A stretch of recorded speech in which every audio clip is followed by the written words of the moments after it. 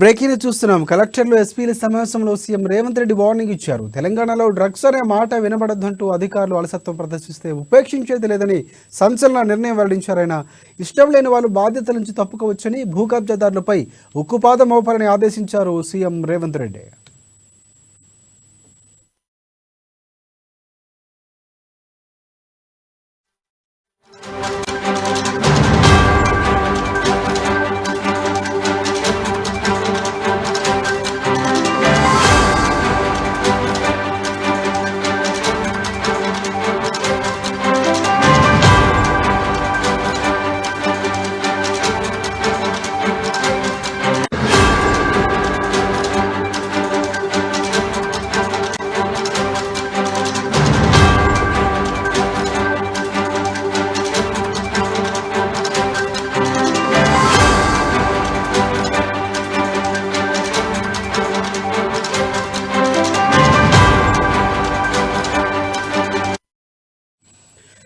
Breaking చూస్తున్నాం. కలెక్టర్లు ఎస్పీల సమావేశంలో సీఎం రేవంత్ రెడ్డి వార్నింగ్ ఇచ్చారు. తెలంగాణలో డ్రగ్స్ అనే మాట వినబడద్దంటూ అధికారులు అలసత్వం ప్రదర్శిస్తే ఉపేక్షించేది లేదని సంచలన నిర్ణయం వెల్లడించారు. ఇష్టం లేని వాళ్ళు బాధ్యతల నుంచి తప్పుకోవచ్చని, భూ కబ్జాలపై ఉక్కుపాదం మోపాలని ఆదేశించారు సీఎం రేవంత్ రెడ్డి. ఇక దీనిపై మరిన్ని అప్డేట్స్ అందించేందుకు మా ఇన్పుట్ ఎడిటర్ శ్రీనివాస్ మనకు అందుబాటులో ఉన్నారు. శ్రీనివాస్, చెప్పండి. ప్రధానంగా ముందు నుంచి కూడా సీఎం రేవంత్ రెడ్డి ప్రధానంగా ముఖ్యమంత్రి పదవిని అధిరోహించిన తర్వాత తనదైన శైలిలో ముందుకు వెళ్తున్నటువంటి పరిస్థితి కనిపిస్తుంది. మొట్టమొదటి కలెక్టర్లకు సంబంధించినటువంటి సమావేశంగా చెప్పవచ్చు. సో దీనికి సంబంధించిన టోటల్ సారాంశం ఏంటి? సీఎం ఏం మాట్లాడారు? రైట్ రాజశేఖర్, ఏదైతే ఈరోజు సెక్రటేరియట్ వేదికగా కలెక్టర్లు ఎస్పీలతోని ముఖ్యమంత్రి రేవంత్ రెడ్డి సమీక్షా సమావేశం నిర్వహించారు. ఈ సమీక్షా సమావేశంలో ఇప్పటికే కొద్దిసేపటి క్రితమే ముగిసింది. అయితే ఇందులో ప్రధానంగా చూసుకుంటే కనుక అధికారులకి ఏదైతే ముందుగా డ్రగ్స్ విషయంలో మాత్రం సీరియస్ వార్నింగ్ ఇచ్చారని చెప్పొచ్చు. ఎందుకంటే ఈ ప్రతి రాష్ట్రంలో ఎక్కడ కూడా డ్రగ్స్ అనే మాట వినిపించద్దు. ఎటువంటి పరిస్థితులు అలాంటి వ్యక్తులు కానీ నేరస్తులు కానీ ఎవరున్నా సరే, ఎంత పెద్దవారైనా సరే వారిని అరెస్ట్ చేయమని చెప్పేసి వారి మీద సివియర్ యాక్షన్ తీసుకోమని చెప్పేసి సీరియస్ వార్నింగ్ ఇవ్వడం జరిగింది. ఎందుకంటే డ్రగ్స్ విషయంలో మనం చూస్తున్నాము, ఎప్పుడైతే అసెంబ్లీలో అడుగుపెట్టిన తొలి రోజు నుంచి కూడా తన ప్రాధాన్యతల్లో భాగంగా ముందుగా డ్రగ్స్ మీద ముఖ్యమంత్రి రేవంత్ రెడ్డి దృష్టి సారించారని చెప్పొచ్చు. అసెంబ్లీలో కూడా డ్రగ్స్ కు సంబంధించి చాలా సీరియస్ గానే ముఖ్యమంత్రి మాట్లాడడం జరిగింది. డ్రగ్స్ విషయంలో ఎక్కడి నుంచి కూడా రాష్ట్రంలో డ్రగ్స్ అనే మాట వినిపించకుండా ఉక్కుపాదంతో అణచివేయమని చెప్పేసి జిల్లా ఎస్పీలకు, పోలీసు ఉన్నతాధికారులకు అందరికీ కూడా గట్టిగా ఆదేశాలు జారీ చేశారు. అయితే ఈ రోజు జరిగిన సమీక్షా సమావేశం ఏదైతుందో, సమీక్షా సమావేశం ప్రధానంగా చూసుకుంటే కనుక 6 గ్యారంటీలు, కాంగ్రెస్ పార్టీ ఎన్నికల్లో ఇచ్చిన 6 గ్యారంటీల మీద ప్రధానంగా ఇక్కడ చర్చ జరిగింది. 6 గ్యారంటీలు ఇప్పటికే 2 గ్యారంటీలు అమలు చేశారు.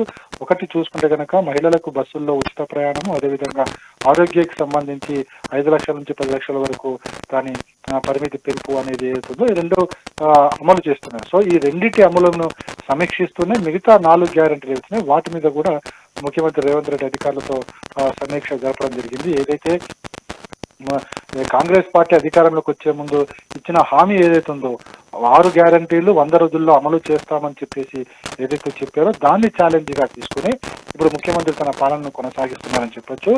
ఆ దిశలో భాగంగానే ఖచ్చితంగా 6 గ్యారంటీలను 100 రోజుల లోపల అమలు చేయాలి. అమలుకు గల సాధ్యాసాధ్యాలను వెంటనే పరిగణలోకి తీసుకుని అమలు దిశలో చర్యలు చేపట్టాలని చెప్పేసి కూడా అధికారులకు వార్నింగ్ చెప్పడం జరిగింది.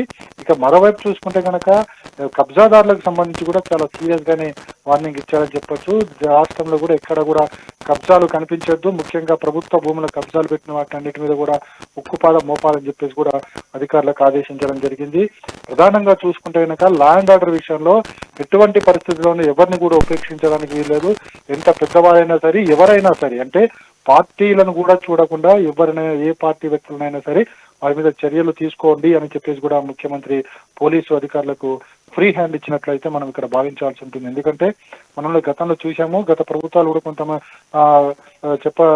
చెప్పిన విధంగా కాకుండా ఇప్పుడు నేరుగా పోలీసు ఉన్నతాధికారులతోనే ముఖ్యమంత్రి రేవంత్ రెడ్డి మాట్లాడుతూ లా అండ్ ఆర్డర్ విషయంలో ఎవరికి తల వంచాల్సిన పని లేదు, ఎటువంటి ఒత్తిడికి పనిచేయాల్సిన అవసరం లేదని చెప్తూనే మరొక అధికారులకు కూడా వార్నింగ్ ఇవ్వడం జరిగింది. ఏదైతే తాను చెబుతున్న లక్ష్యాలు ఏవైతున్నాయో ఆ లక్ష్యాలు నెరవేరాలంటే ఒక్కో ఉన్నతాధికారి, ఒక్కో జిల్లా అధికారి కూడా రోజుకి 18 గంటలు పని చేయాల్సి ఉంటుంది. ఖచ్చితంగా 18 గంటలు పని చేయాలి. ఒకవేళ పని చేయలేము అనుకునే అధికారులు తమ బాధ్యత నుంచి తప్పుకోవాలని చెప్పేసి కూడా సీఎం రేవంత్ రెడ్డి ఒక వార్నింగ్ లా అయితే ఇవ్వడం జరిగింది.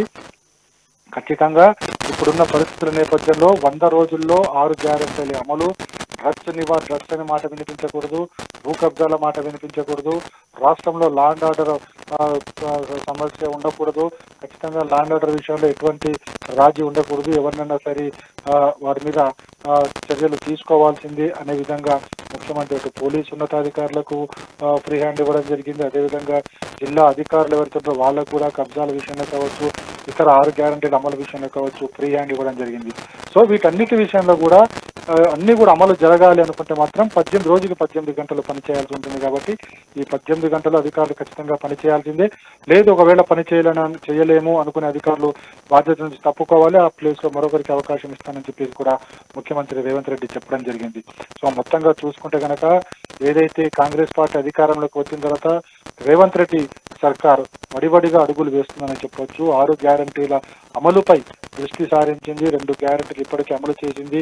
మరో 28వ తారీఖు నుంచి ఏదైతే ఫ్రీ అంటే రేషన్ కార్డు విషయంలో కూడా ఇప్పుడు 28వ తారీఖు నుంచి అప్లికేషన్లు తీసుకుంటామని చెప్పేసి కూడా చెప్పడం జరిగింది.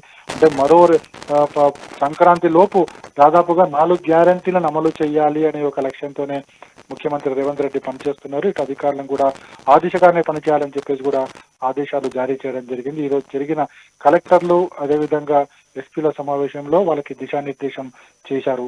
ఆశీకర్ ఇంకోటి మనం ప్రధానంగా ఎన్నికల ప్రచారానికి సంబంధించి అప్పట్లో కొన్ని ప్రామిసులు కూడా చేసినటువంటి పరిస్థితి ఉంది. సో వాటికి సంబంధించి కానీ పూర్తి స్థాయిలో క్షేత్రస్థాయిలో ఏమైనా సమాచారం తెలుసుకునే ప్రయత్నం చేస్తారనుకోవచ్చు. ఎందుకంటే ముందు నుంచి కూడా రేవంత్ రెడ్డి మనం మాట్లాడుకున్నట్టే ఒక డిఫరెంట్ పంతాలో వెళ్తున్నారు. డ్రగ్స్పై ప్రధానంగా ఆయన ఉక్కుపాదం మోపినటువంటి పరిస్థితి. సో అంటే రానున్నటువంటి న్యూ ఇయర్ వేడుకలకు 31కు సంబంధించి ఏమైనా కొత్తగా మార్గదర్శకాలు ఏమైనా పోలీసులు ఇప్పటికే కొన్ని జారీ చేసినటువంటి పరిస్థితి. సో ఈ మీటింగ్ తర్వాత ఏమైనా పోలీసులు అలాంటి నిర్ణయాలు తీసుకునే అవకాశం ఏమైనా ఉండేటట్లు ఎక్స్పెక్ట్ చేయొచ్చు అంటారు మనం? ఖచ్చితంగా. ఎందుకంటే అధికారం చేపట్టిన రోజు నుంచే కూడా ముఖ్యమంత్రి రేవంత్ రెడ్డి డ్రగ్స్ విషయంలో మాత్రం చాలా సీరియస్ గానే ఉన్నారు. సో ఆ సీరియస్నెస్ ఆ నెక్స్ట్ అది జిల్లా ఎస్పీలతో సమావేశంలో కావచ్చు, అదేవిధంగా పోలీసు డీజీపీతో సమావేశం అయినప్పుడు కావచ్చు, వాళ్ళకి అందరికీ కూడా ఖచ్చితంగా చెప్పారు. జిల్లాలో హైదరాబాద్ సంబంధించి 3 కమిషనరేట్ల పరిధిలోని ఎవరైతే కమిషనర్లు ఉన్నారో వాళ్ళకు కూడా చాలా సీరియస్ గా వార్నింగ్ ఇవ్వడం జరిగింది. డ్రగ్స్ అనే మాట వినిపించకూడదు అని చెప్పి గట్టిగా చెప్పారు. కాబట్టి జిల్లా ఎస్పీలు కూడా, కలెక్టర్లు కూడా, అదేవిధంగా 3 కమిషనరేట్ల పరిధిలో ఉన్న కమిషనర్లు కూడా ఆ దిశగానే అడుగులు వేస్తున్నారు. ఎందుకంటే మనం చూసాం ఫలితాలు కూడా మనకి గత 2 రోజుల నుంచి 3 రోజుల నుంచి కూడా జిల్లాలో, తెలంగాణలో ఎక్కడ డ్రగ్స్ ఖచ్చితంగా పోలీసులు ఎక్కడప్పుడు పట్టుకుంటున్నారు, దాన్ని తెర మీదకి తీసుకొస్తున్నారంటేనే పోలీసులు ఏ స్థాయిలో పనిచేస్తున్నారో మనకి అర్థమవుతుంది.